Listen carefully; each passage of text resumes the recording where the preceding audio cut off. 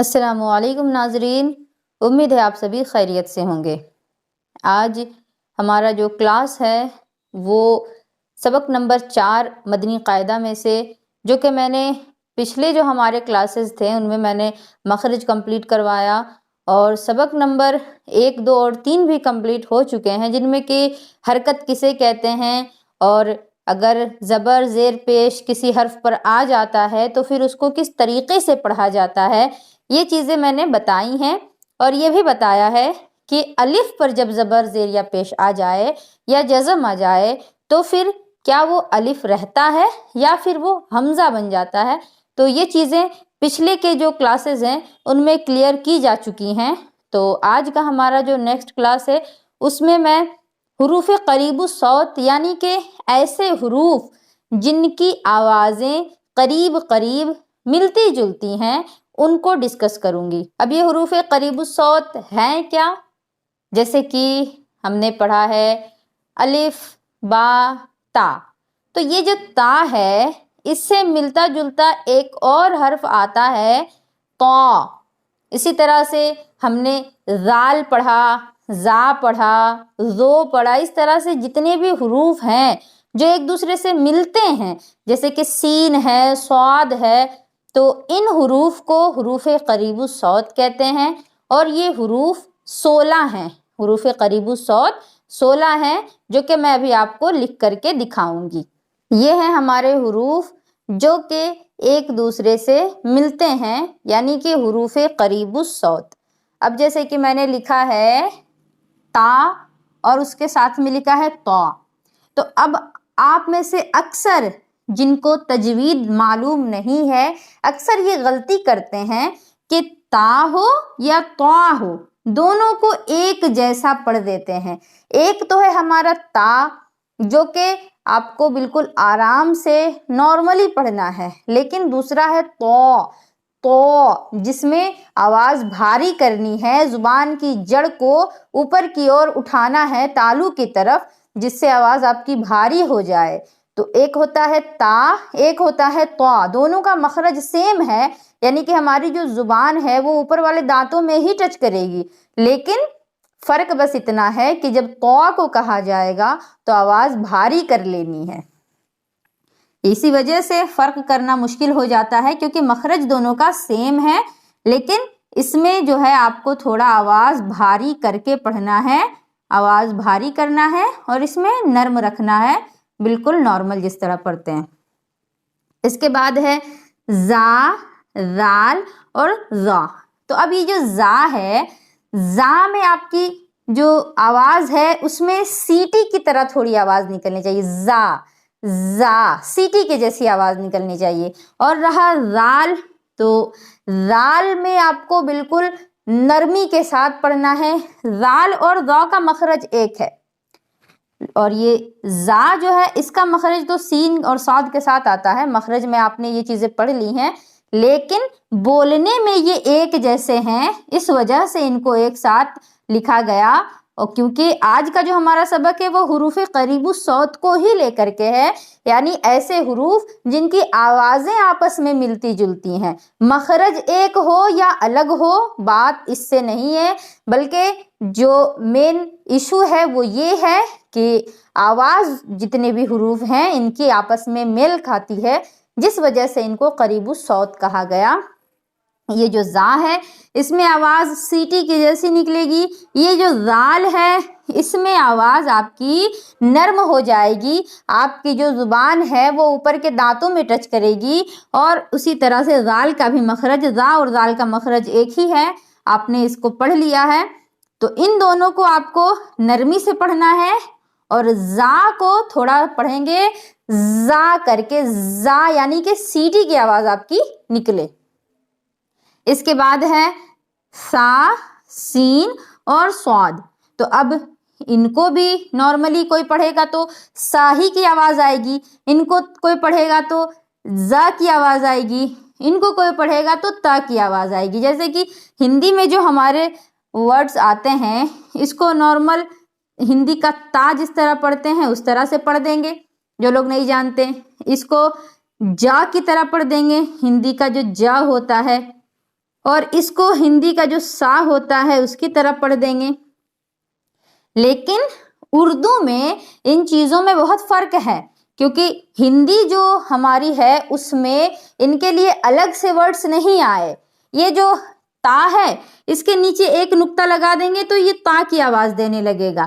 اسی طرح سے اس جا کے نیچے نقطہ لگا دیں گے تو زا کی آواز دینے لگے گا. اسی طرح زال اور زا کا بھی ہے. اور یہ سین جو ہے، سین ہندی میں الگ الگ آتا ہے. ایک سین ہے، ایک شا ہے، ایک سا ہے. تو سین میں فرق ہے، لیکن نارملی جو نہیں جان رہا ہے وہ سا، سین اور سواد کو سا ہی پڑھے گا. اس وجہ سے ان کو الگ الگ بتانا بہت ضروری ہے. اس وجہ سے یہ چیپٹر بنایا گیا حروف قریب الصوت. تو یہ جو سا ہے اس کی آواز آپ کو بالکل آرام سے نکالنی ہے. سا بالکل آپ کی جو زبان ہے اوپر والی وہ آپ کے اوپر والے دانتوں میں ٹچ کرنی چاہیے اور آرام سے آواز نکل جائے گی. سا، سا ہوا کے ساتھ آواز آپ کی بہتے ہوئے نکل جائے گی. اس کے بعد ہے سین. تو سین جب بھی بولیں، سین میں آپ کی آواز میں ہلکی سی سیٹی کی آواز آنی چاہیے. سین، سین جب بھی کہیں سیٹی کی جیسی آواز نکلنی چاہیے. اور یہ جو سواد ہے تو سواد کے لیے کیا رکھنا ہے آپ کو یاد کہ آواز کو موٹا کرنا ہے، بھاری پڑھنا ہے، کیونکہ یہ پر حروف میں آتا ہے. حروف مستعلیہ میں یہ آتا ہے سود. جب بھی پڑھیں گے سود، سیٹی کی جیسی آواز تو رہے گی ہی، لیکن آواز کو آپ کو بھاری کر لینا ہے، موٹا کر لینا ہے، جس کو کہ پر کرنا کہتے ہیں، سود. اس کے بعد ہے دال اور دواد. اس کو نارمل لوگ دال ہی پڑھ دیں گے یا تو دا پڑھ دیتے ہیں، دا پڑھ دیتے ہیں. تو اس کے لیے بھی ہندی میں کوئی ورڈ نہیں ہے.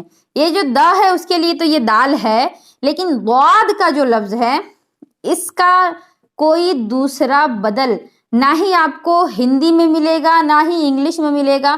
جتنے بھی زبان ہیں کوئی بھی زبان ایسی نہیں جس میں دواد کے بدلے میں کوئی ورڈ آتا ہو. یہ ایک الگ ورڈ ہے، ایک خاص ورڈ ہے جو صرف عربی زبان میں آتا ہے اور عربی کی وجہ سے اب اردو میں بھی استعمال ہونے لگا ہے. تو یہ جو حرف ہے دواد، اس کا جو مخرج ہے، اس کی جو صفت ہے، اس صفت کے ساتھ ادا کرنے سے دال اور دواد میں فرق کیا جا سکتا ہے. ورنہ پھر جو اس فرق کو نہیں سمجھ پائے وہ تو اس کو دال ہی پڑھ دیں گے، جو کہ غلط ہو جائے گا. کیونکہ قرآن مجید میں دواد سے بہت سارے حروف آئے ہیں، بہت سارے ورڈز آئے ہیں. جیسے کہ اگر سورہ فاتحہ ہی پڑھی جائے تو آخر میں ورڈ آتا ہے وَلَضَّالِّينَ. تو اس کے بارے میں علماء کرام نے صاف صاف لفظوں میں لکھا ہے کہ اگر اس کو دال سے کوئی پڑھ دے یا ضا سے پڑھ دے تو پھر یہ گناہ کبیرہ ہے، بلکہ حرام ہے. ایسا پڑھنے والا گنہگار ہوگا، کیونکہ معنی میں فساد پیدا ہو جاتا ہے. اسی وجہ سے ہمیں سمجھنا بہت ضروری ہے کہ دال کو کس طرح پڑھنا ہے اور دواد کو کس طرح سے پڑھنا ہے. اس کا مخرج میں نے مخرج والے ویڈیو میں بہت اچھے طریقے سے سمجھایا ہے، اس کو دیکھیں. انشاءاللہ ساری ڈاؤٹس جو ہے وہ کلیئر ہو جائیں گے. اور میری گزارش ہے کہ ہمارے ویڈیو کو لائک بھی کریں اور شیئر بھی کریں اگر آپ کو ہمارا ویڈیو پسند آ رہا ہے تو. اس کے بعد ہے کو تھوڑا بھاری کر کے موٹا کر کے بولنا ہے، ورنہ کاف اور قاف کا مخرج بھی دیکھا جائے تو ایک حد تک بالکل ایک ہی ہے. تھوڑا سا فرق ہے. ایک ہے کہ زبان کی جو جڑ ہے تالو کا نرم حصہ ٹچ کرے گی جو کہ قاف ہے، اور زبان کی جڑ تالو کا سخت حصہ کاف میں ہمارا ٹچ ہوگا. تو دونوں میں زبان کی جڑ ہی کا کام ہے، لیکن فرق اتنا ہے کہ ایک نرم حصے سے ایک سخت حصے سے.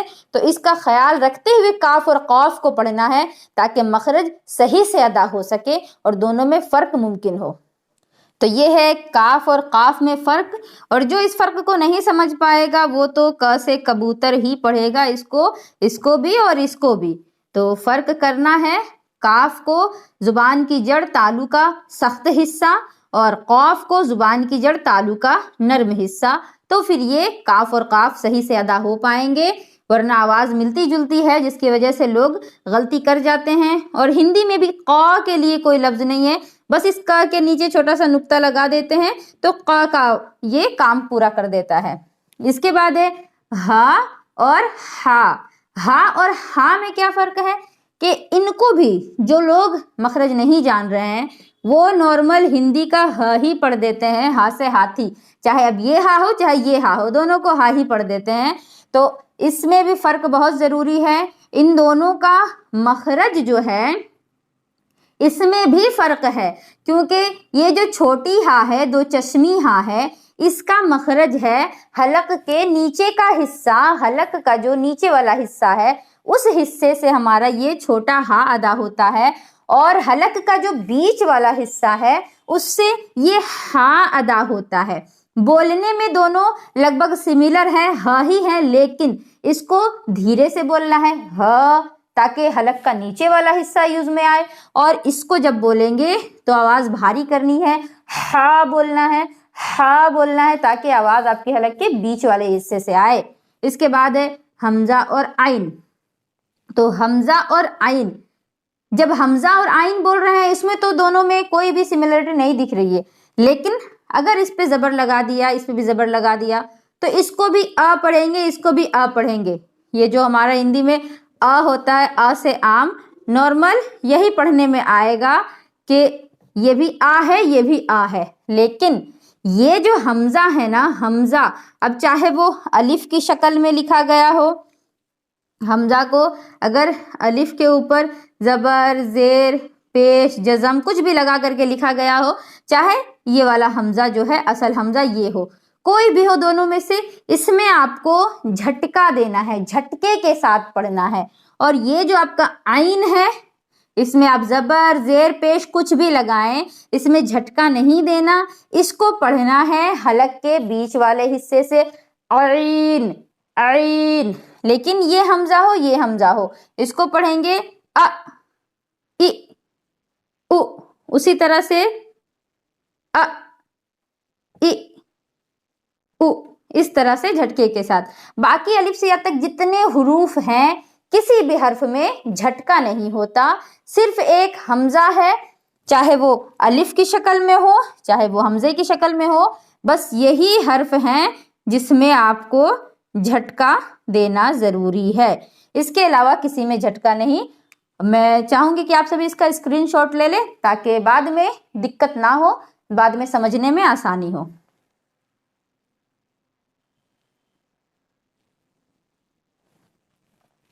تو مجھے امید ہے یہاں تک کی جو باتیں ہیں وہ آپ سبھی کو کلیئر ہو گئی ہوں گی، ساری باتیں سمجھ میں آ گئی ہوں گی. اب تھوڑا اور آگے کی طرف دیکھ لیا جائے.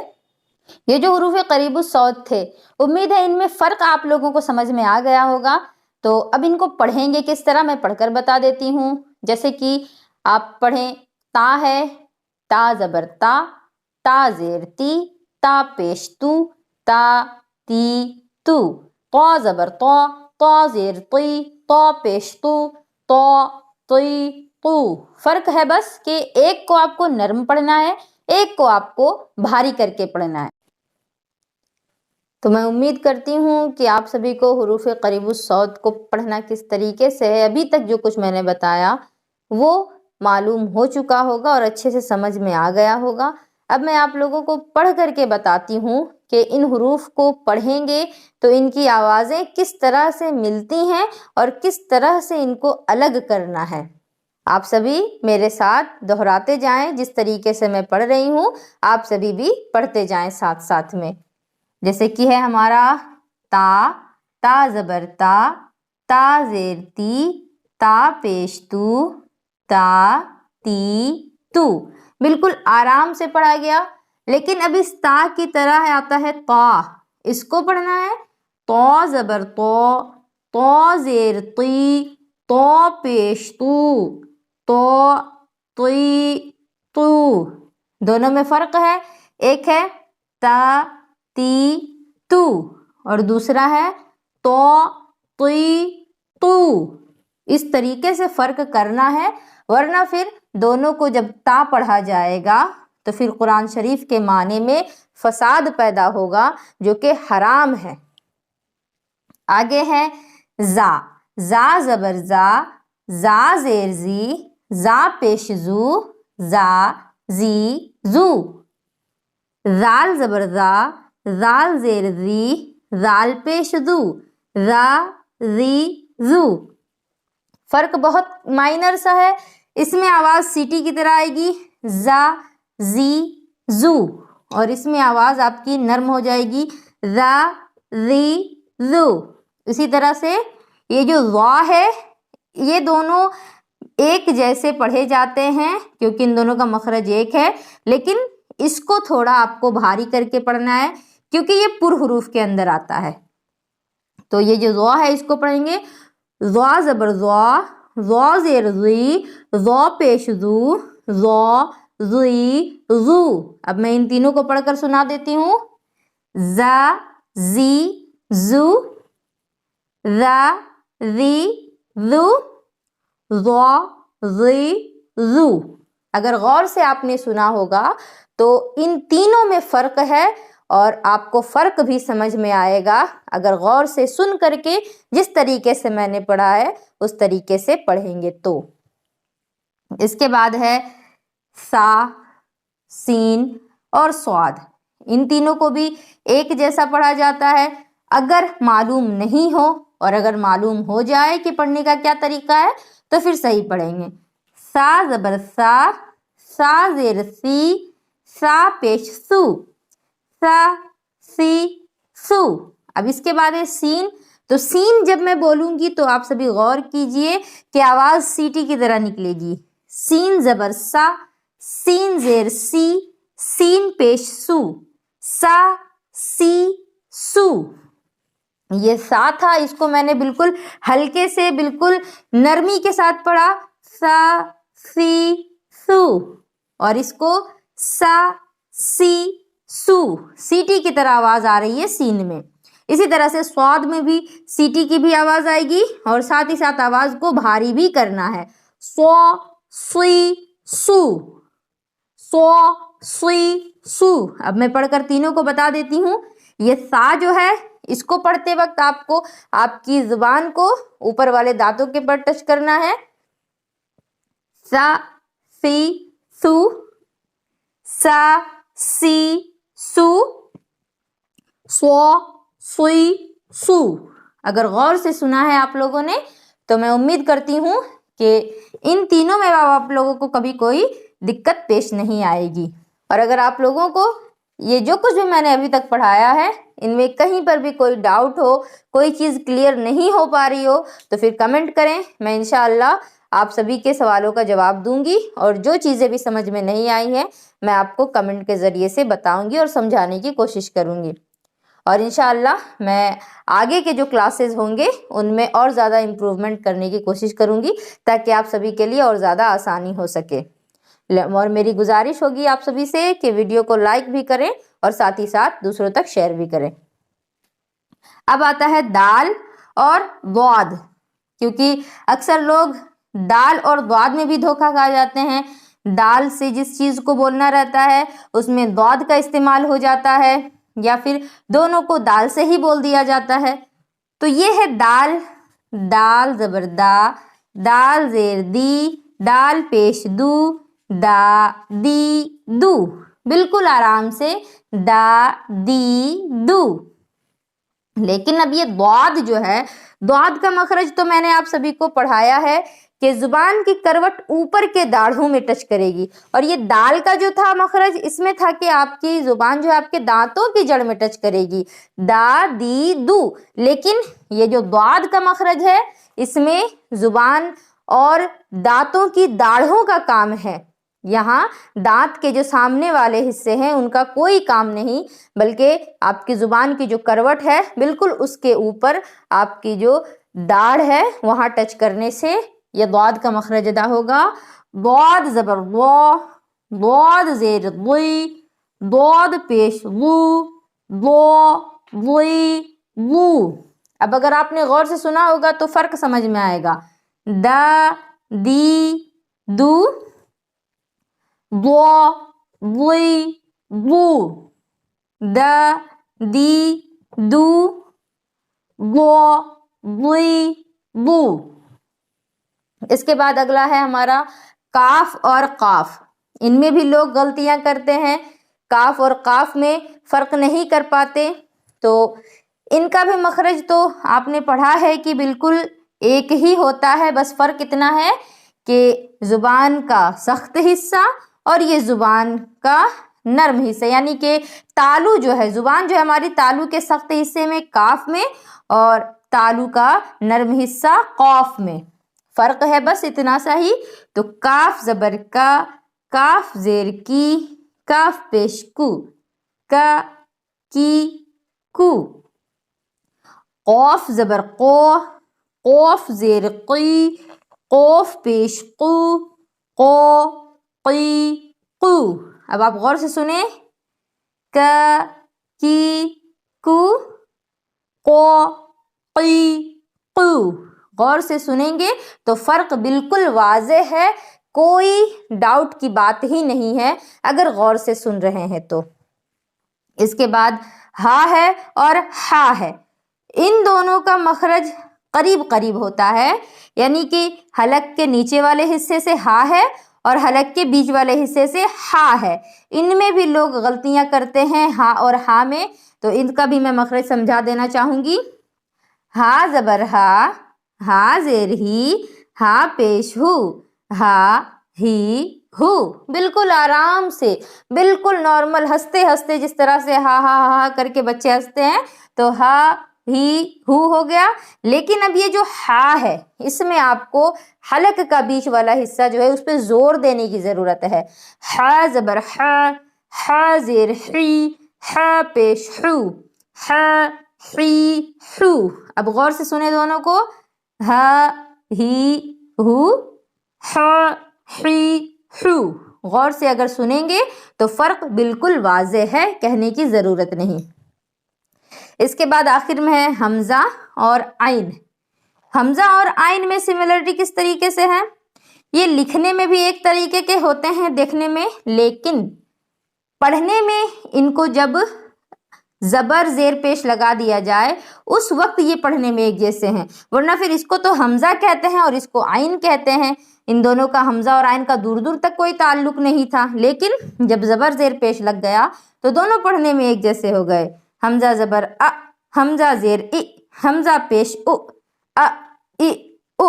یہ بات میں نے پہلے بھی بتائی ہے کہ حمزہ جب بھی آ جائے، حمزہ جب بھی آ جائے، زبر زیر پیش جزم کسی کے ساتھ بھی ہو، جھٹکا دینا ہے، اور صرف حمزہ ہی ایک ایسا ورڈ ہے جو جھٹکے کے ساتھ پڑھا جائے گا۔ اب چاہے وہ حمزہ اس شکل میں ہو، چاہے الف کی شکل میں ہو، حمزے میں جھٹکا ہوتا ہے، جزم ہو تو بھی جھٹکا ہوتا ہے۔ تو اس کو پڑھنا ہے ا ای او جھٹکے کے ساتھ، لیکن یہ جو عین ہے اس کو پڑھیں گے او ای او، حلق کا بیچ والا حصہ، اس میں ہمیں جھٹکا نہیں دینا، بالکل آرام سے پڑھنا ہے۔ عین زبر ع، عین زیر عی، عین پیش عو، عی عو، حلق کا بیچ والا حصہ استعمال کرنا ہے اور جھٹکا نہیں دینا، اور اس میں آپ کو صرف جھٹکا ہی دینا ہے اور کہیں زور نہیں لگانا ہے، ا ای او۔ لیکن اس کے علاوہ جتنے بھی حروف بچ گئے ہیں وہ حروف ایک دوسرے سے ملتے جلتے نہیں، اسی وجہ سے کسی طریقے کا کوئی ڈاؤٹ بھی نہیں ہوگا۔ جو پچھلے کلاسز میں نے پڑھایا ہے انہی سے یہ سارا کانسیپٹ کلیئر ہو گیا ہوگا۔ لیکن حمزہ کے لیے میں پھر بتانا چاہوں گی کہ حمزہ ایک ایسا حرف ہے جو کہیں بھی آ جائے، زبر کے ساتھ، زیر کے ساتھ یا پیش کے ساتھ، یا پھر الف ہو اور اس کے اوپر جزم بنا ہو، ان کو آپ کو جھٹکے کے ساتھ پڑھنا ہے۔ اس کے علاوہ الف سے یا تک کے جتنے بھی حروف ہیں ان میں کہیں پر بھی آپ کو جھٹکا نہیں دینا ہے، بالکل آرام سے، آہستہ، نرمی کے ساتھ پڑھنا ہے۔ اگر آپ سبھی کو اسکرین شاٹ لینا ہے تو میں سائیڈ ہو جاتی ہوں، اسکرین شاٹ لے لیں۔